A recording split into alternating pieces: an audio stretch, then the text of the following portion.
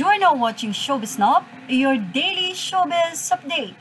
Trending nga ngayon sa social media at usap-usapan ang naging desisyon ng SEC sa tuluyang pagsara ng isa sa talaga namang sikat na social media platform, radio at syempre sa kanilang mga pagbabalita. Ito'y walang iba kundi ang Rappler.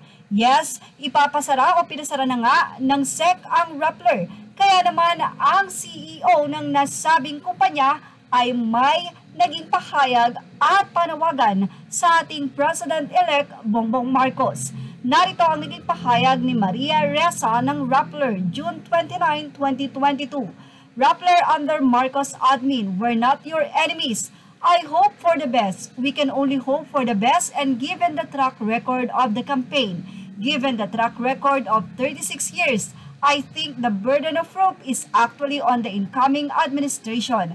I continue to appeal the incoming administration to work with journalists.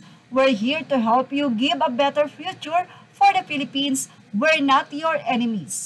Naman ito nakaligtas sa mga netizen. Narito ang kanilang naging say sa naging pahayag na ito ni Maria Ressa ng Rappler. Say ng netizen na si Marcela Agoncillo, pagkatapos mong yurakan ng pamilya Marcos, ngayon friends na dahil ipapasara na kayo ng SEC? Say naman ni Ging Ramo, huwag kang maniwala sa kanya PBBM.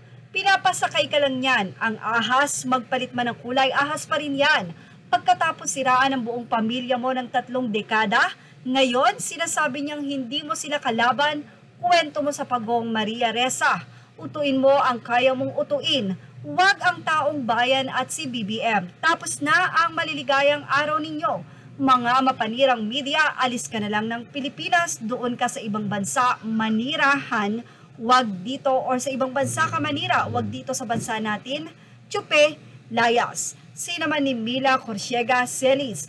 Tapos na ang pagyuyurak nyo sa lipunan, sa taong bayan at sa mga leaders ng Pilipinas.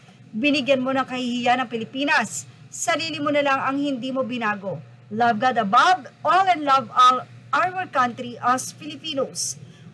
Yan nga ang naging resback ng mga netizen matapos tila magmakaawa nga si Maria Ressa ang panawagan sa Pangulo na ito ay hindi nila kaaway kundi sila'y kakampi. Kaya naman ang mga netizen ay sobrang nang gumigil dahil matapos nga na sila ang madalas na mag-update hinggil sa mga kasiraan ng pamilya Marcos. Ngayon nga ay nakaupo ang Pangulong Marcos at panahon ang magsasabi. Sabi nga, panapanahon ang pagkakataon. At ano ang masasabi nyo sa ating artikulo na ito? Ilagay ang iyong opinion sa ating comment section. Images are all credit to the rightfully owners, and thank you for watching Showbiz Now.